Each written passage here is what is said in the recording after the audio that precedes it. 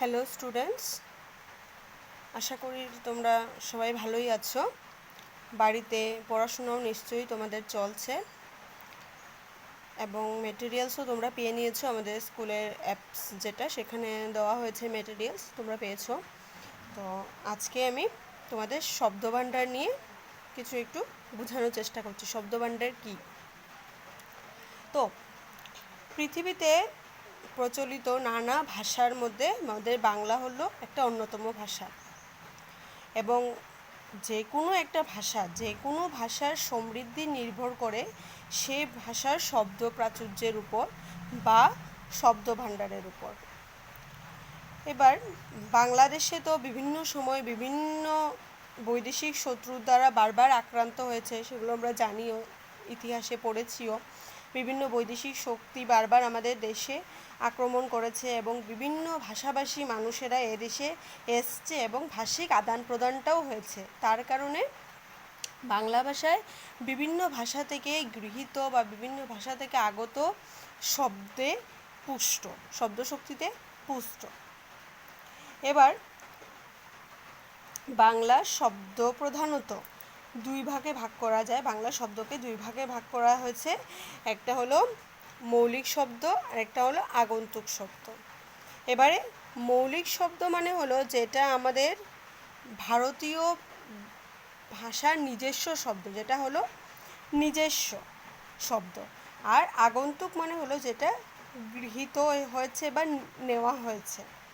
তো মৌলিক শব্দ, যে সমস্ত শব্দ ভারতীয় আর্য ভাষা থেকে আগত বা গৃহীত হয়েছে সেগুলো মৌলিক শব্দ। মানে ভারতীয় নিজস্ব ভাষা, ভারতীয় নিজস্ব আর্য ভাষা থেকে আগত বা গৃহীত হয়েছে, সেটা আমাদের ভাষার নিজস্ব, সেটা হলো মৌলিক শব্দ।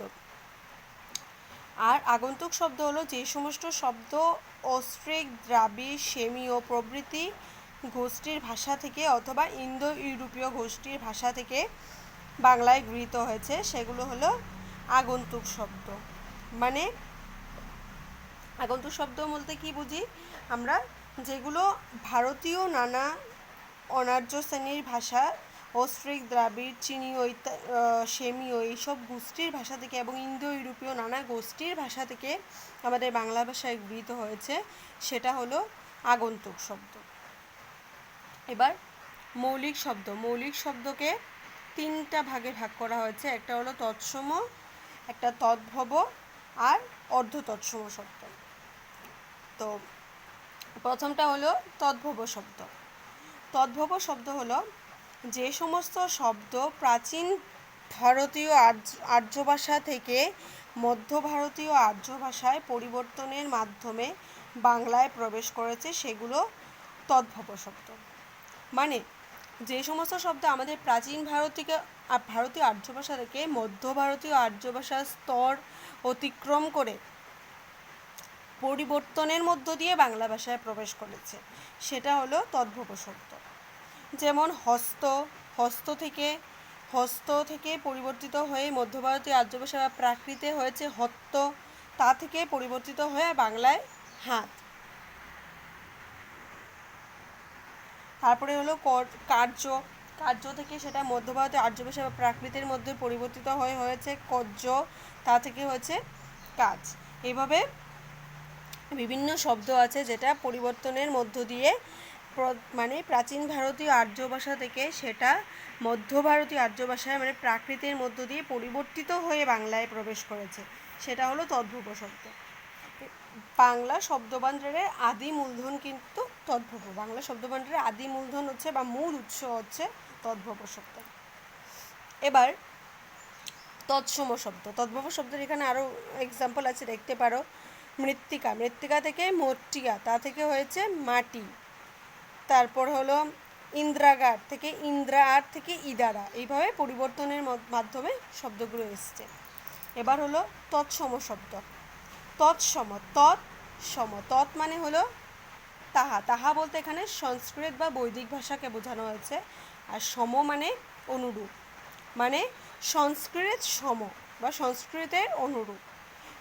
তো ডেফিনেশনটা হলো যে সমস্ত শব্দ বাংলায় সংস্কৃতে থেকে অবিকৃতভাবে বাংলায় প্রবেশ করেছে সেগুলোকে বলা হয় তৎসম শব্দ। মানে যে সমস্ত শব্দ অপরিবর্তিত রূপে বাংলায় এসছে, সংস্কৃত থেকে কোনো পরিবর্তন না হয়ে সেটা সরাসরি বাংলায় প্রবেশ করেছে, সেখানে কোনো পরিবর্তন হয়নি, এই সমস্ত শব্দকে বলা হয় তৎসম শব্দ।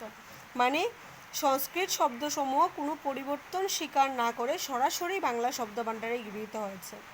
যেমন আমরা আমাদের যে শব্দগুলো সবসময় ব্যবহার করে থাকি, আকাশ, সূর্য, চন্দ্র, সন্ধ্যা, মধ্য, বৃক্ষ, এই সমস্ত শব্দগুলো হচ্ছে তৎসম শব্দ, মানে যেটা কোনো পরিবর্তন স্বীকার করেনি, পরিবর্তন হয়নি। এবার হচ্ছে অর্ধ তৎসম শব্দ। অর্ধ তৎসম শব্দ হলো যে সমস্ত শব্দ একদা সংস্কৃত থেকে অবিকল বাংলায় প্রবেশ করেছে কিন্তু কালোচিত ধ্বনির পরিবর্তন এড়াতে পারেনি, সে সমস্ত শব্দকে বলে অর্ধ তৎসম শব্দ। মানে এই শব্দগুলো সংস্কৃত থেকে অবিকল বাংলায় প্রবেশ করেছে, কিন্তু সেটা বিভিন্ন কারণেই হোক নিজের উচ্চারণের বিশুদ্ধতা রক্ষা করতে পারেনি, উচ্চারণ বিকৃতির ফলে সেটা পরিবর্তিত হয়ে গেছে, কালোচিত ধ্বনির পরিবর্তন সেটা এড়াতে পারেনি, যার কারণে পরিবর্তিত হয়েছে, সেরকম শব্দগুলো হচ্ছে অর্ধ তৎসম শব্দ। সেটা কিন্তু সংস্কৃত থেকে অবিকল বাংলায় এসছে, কিন্তু উচ্চারণ বিকৃতির ফলে এবং কালোচিত ধ্বনির পরিবর্তন সেটা এড়াতে পারেনি, তাই সেই শব্দগুলো হচ্ছে অর্ধ তৎসম শব্দ। যেমন কৃষ্ণ, কৃষ্ণ থেকে উচ্চারণ বিকৃতির ফলে হয়েছে কেষ্ট, গৃহিণী থেকে গিন্নি, নিমন্ত্রণ থেকে নেমন্তন্ন, চন্দ্র থেকে চন্দর, এইভাবে।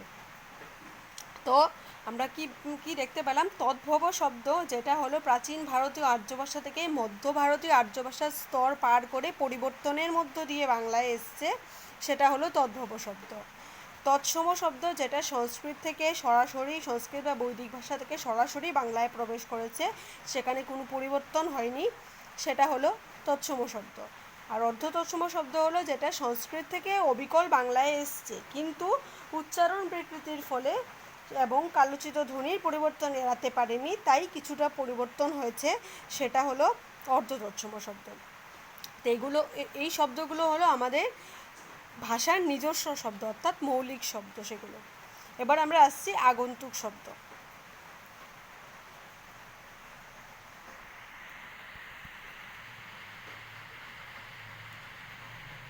এই চারটা তোমরা দেখতে পারো। তৎসমতে ছিল কৃষ্ণ, মানে যেটা সংস্কৃত থেকে সরাসরি এসছে কৃষ্ণ।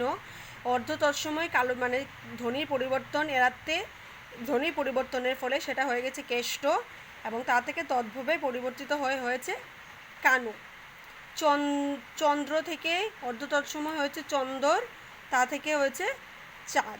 এইভাবে এইটা দেখলে তোমরা মানে সেটা পার্থক্যগুলো বুঝতে পারবে। গৃহিণী থেকে গৃহিণী ছিল তৎসম শব্দ যেটা সংস্কৃত থেকে সরাসরি এসছে, তা থেকে অর্ধ তৎসময়ে পরিবর্তিত হয়েছে গিন্নি, এবং তদ্ভবে সেটা হয়ে গেছে ঘরণী।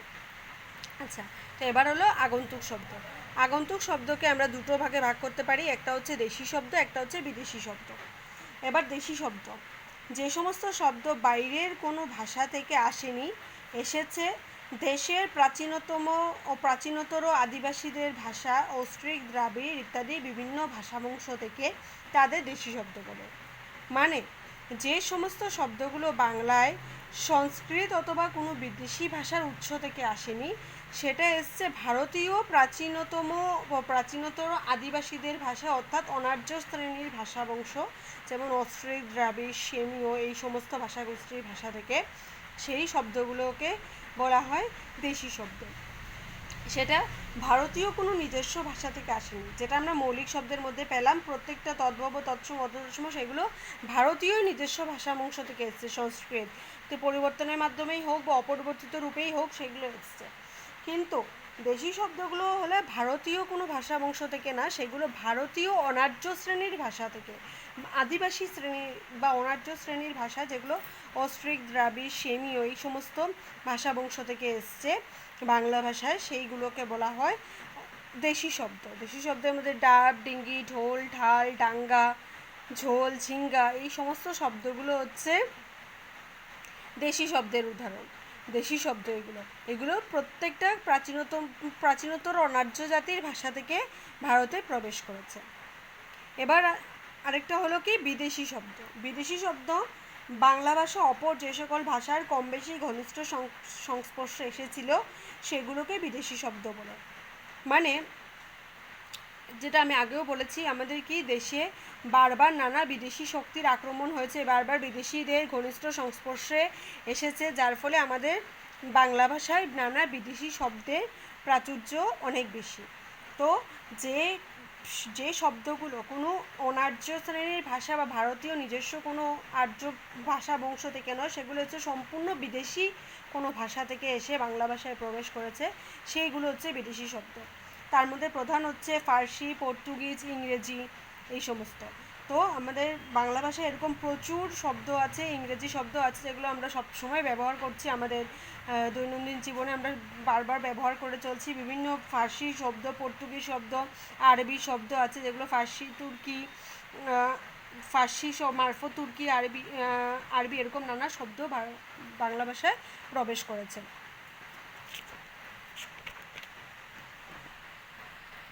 এবার দেখো কয়েকটা উদাহরণ দেখিয়ে দিচ্ছি। বাংলায় গৃহীত ফার্সি শব্দ, কোন কোন ফার্সি শব্দগুলো বাংলায় এসছে? কম, বেশি, আন্দাজ, জাহাজ, কামান, খুব, জোর, নগদ, পর্দা, এগুলো হলো সমস্ত কিন্তু ফার্সি শব্দ। সেগুলো সরাসরি বাংলা ভাষায় গৃহীত হয়েছে, কোনো পরিবর্তনের মাধ্যমে না, সেগুলো সরাসরি বাংলা ভাষায় গৃহীত হয়েছে, বিদেশি শব্দ এগুলো। আরবি আইন, আক্কেল, হুকা, কেচ্ছা, আয়েস, জিলা ইত্যাদি, এরকম নানা শব্দ আমরা সবসময় ব্যবহার করে চলেছি, কিন্তু আমরা কিন্তু মানে জানি না বা জানতাম না যে সেগুলো আসলে কোন ভাষার শব্দ।